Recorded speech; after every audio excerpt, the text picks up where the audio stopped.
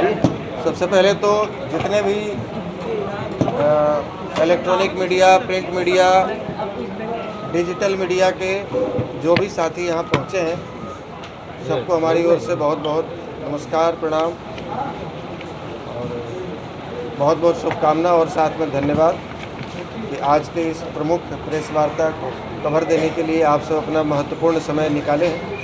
इसके लिए फिर से एक बार धन्यवाद करते हैं। आज की इस प्रेस वार्ता का मुख्य उद्देश्य है कि आप सभी जानते हैं कि अभी बिहार में 4 सीटों पर उपचुनाव हो रहे हैं। चूँकि हम मुख्य रूप से मगध के रहने वाले हैं, इसी मगध में पैदा लिए हैं और संयोग बस इस उपचुनाव में एक सीट मगध में भी हो रहा है जो कि बेलागंज।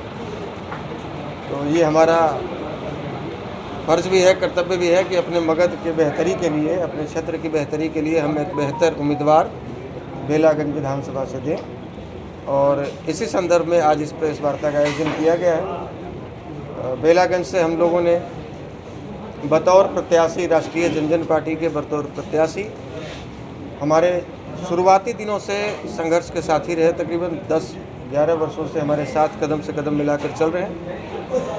हमारे मातृ संगठन के महासचिव भी रहे हैं, राष्ट्रीय महासचिव, और पेशे से इंजीनियर हैं।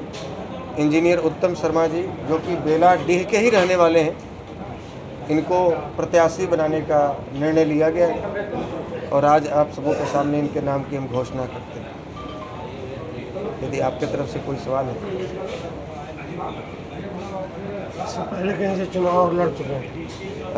इंजीनियर उत्तम शर्मा जी पहली बार चुनाव लड़ रहे हैं। इनकी धर्मपत्नी पिछली बार बेलागंज क्षेत्र से ही जिला परिषद 7 से चुनाव लड़ चुकी हैं। दुर्भाग्यवश साजिश कहें या जैसे कहें, इनको चुनाव हरवाया गया, फिर भी रनर रहे, बहुत कम वोटों के अंतर से चुनाव हारी और एक समाजसेवी के रूप में इनके क्षेत्र में अपनी पहचान।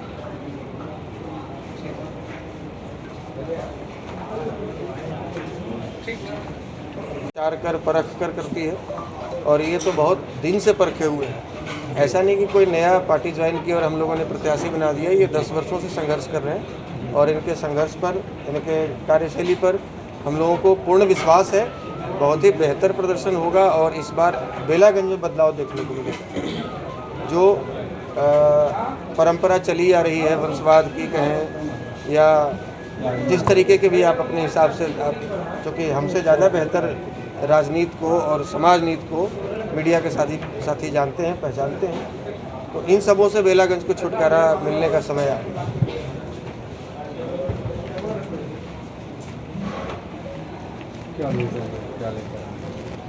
सबसे पहले तो अपने राष्ट्रीय जनजन पार्टी के राष्ट्रीय अध्यक्ष और जितने संस्थापक सदस्य का मैं आभार व्यक्त करता हूं कि इस बेलागंज चुनाव के लिए हमें उम्मीदवार के रूप में घोषित किए हैं। और आप लोग देख रहे हैं कि पिछले 30-35 वर्षों का जो बेलागंज क्षेत्र का जो स्थिति है, बदहाल है, फटहाल है। किसान मजदूर की स्थिति को आप देख सकते हैं। पिछले 10 वर्षों से हम लोग खेत खलिहान दूरा दलान पे हमने घूमने का प्रयास किया है और चूँकि बताया भी कि हमारी पत्नी जिला परिषद की चुनाव लड़ी है बेलागंज 7 नंबर से, जिला परिषद 7 से, और हम दूसरे नंबर पर थे और साजिश का शिकार हुए थे, सबको पता है इस बात को। और जनता के बीच में हम जाएंगे और आशीर्वाद मांगेंगे। इस बार वंशवाद की राजनीति बेलागंज में नहीं चलेगा, क्योंकि जनता बदलाव के मूड में है। आप देख ही रहे हैं प्रत्याशी किन्हें बनाया गया है। पिछले 35 वर्षों से क्या स्थिति है क्षेत्र में, ना कोई ITI कॉलेज है, ना कोई डिप्लोमा कॉलेज है, और मैं एक शिक्षित उम्मीदवार हूँ। इंजीनियर उत्तम Kumar plus BTech plus MBA कर रखा हूँ और पूरा क्षेत्र वाकिफ़ है हमारे समाज सेवी और राजनीति से। पिछले 10 वर्षों का जो स्थिति रहा, घर घर हमने जाने का प्रयास किया। और चूँकि बेलागंज में उपचुनाव होगा तो मेरे तरफ से एक संकल्प पत्र भी घोषणा की जाएगी कि बेलागंज का बेसिक मुद्दा क्या है। आहार, पोखर, पानी, आप देख सकते हैं बेलागंज की स्थिति सब के सब स्थिति में है। किसान मजदूर के पास खेतों में पानी तक नहीं पहुंचने का काम हो रहा है वहाँ पे। तो इस बार बेलागंज में सिर्फ विकास की बात होगा, ना कि वंशवाद की बात होगी। तो आप लोग का सहयोग का अपेक्षा रखते हैं। तमाम मीडिया बंधु यहाँ पे आए हैं, इसके लिए मैं आभार व्यक्त करता हूँ और बाकी आप लोग जो सवाल पूछ सकते हैं। प्राथमिकता तो पार्टी के नाम से ही पता चल रहा है कि वादा नहीं विकास करेंगे, जन जन का सम्मान करेंगे। तो जन जन के बीच में जाएंगे, गरीबों के बीच में जाएंगे, किसानों के बीच में जाएंगे, मजदूरों के बीच में जाएंगे, और उनके जो दिल में दर्द है और जो माथे पे जो पसीना है उनका, उस चीज़ को समझने का काम इंजीनियर उत्तम कुमार पिछले 10 वर्षों से किया है बेलागंज में। तो इस बार जनता के बीच में जाएंगे और हमारा तो बेसिक जो संकल्प पत्र का 3-4 मुद्दा बेसिक रहेगा। बेलागंज हो गया चाहे चाकन हो गया, दोनों क्षेत्र को आप देखेंगे तो 100 गाँव से सुदूर इलाकों से जुड़ा हुआ है। बराबर की तलहटी तक वहाँ से लोग आते हैं। शौचालय का व्यवस्था नहीं है बेलागंज बाजार में, आप देखिएगा जाकर। चाकन व्यवस्था नहीं है। हमारी माताएं बहनें आती है कि शौचालय कहाँ करेगी, आपसे हम पूछना चाहते हैं। आप नहर और पोखर किसानों से बात करके देखिए, सौंस नहर और पोखर वही स्थिति में है। और ये तो हम लोग का परंपरागत सीट है। 80 से 85 हमारे श्रद्धेय शत्रुघ्न बाबू यहाँ से विधायक रहे हैं हमारे समाज के, और 85 से 90 माननीय अभिराम बाबू हमारे अभिभावक रहे हैं 90 में। 2005 तक हमने चुनाव इस क्षेत्र में लड़ने का काम किया है, और लोगों को हम लोग मौका भी दिए हैं। तो 4 से 5 बार मुस्लिम समाज को भी हम लोग वोट देने का काम किए थे। तो 4 बार हम लोगों ने दान देने का काम किया है। तो उन लोगों से भी हम करते हैं, उम्मीद करते हैं वो हमको एक बार हमको भी आप आगे बढ़ाने का काम कीजिए, क्योंकि 4 बार आपको हमने मौका दिया है, 5वीं बार हमको प्रयास कीजिए। आपके समाज का बच्चा है, बेला का नेता वही होगा जो बेला का होगा, जो बेला से बिलोंग करेगा, जो बेला क्षेत्र से बिलोंग करेगा। बाहरी वालों को यहाँ नहीं चलेगा। जो बेला का बेटा होगा वही बेला का नेता होगा।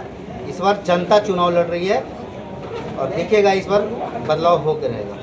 वादे सब लोग करते हैं लेकिन पूरा कोई नहीं करता। वही तो हम आपको कह रहे हैं कि 35 वर्षों से वादा हुआ है।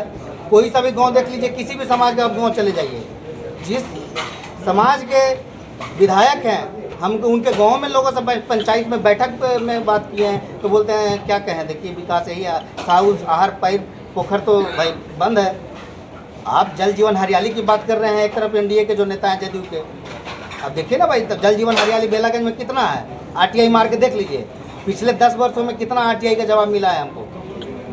एक एक पॉइंट पे आरटीआई के जवाब हम लोग लेके बैठे हुए हैं और संघर्ष किए हैं। ऐसा नहीं कि ज़मीन से जुड़े हुए नहीं है। हमारा परिणाम उठाकर आप देख लीजिए जिला परिषद चुनाव में पिछले 6 महीने तक हम लोग जनता के बीच में आशीर्वाद मिला भी। अब मेरा पूरा इतिहास को देखिए, हमारी पत्नी का देखिए, हम कोई राजनीतिक घराने से तो है नहीं, ना मेरा पिताजी कोई विधायक एमपी का चुनाव लड़े हैं। हम गरीब का बच्चा हैं और क्षेत्र में आए, हम मजबूती से चुनाव लड़ेंगे बेलागंज में। अब देखिएगा परिणाम बदलेगा।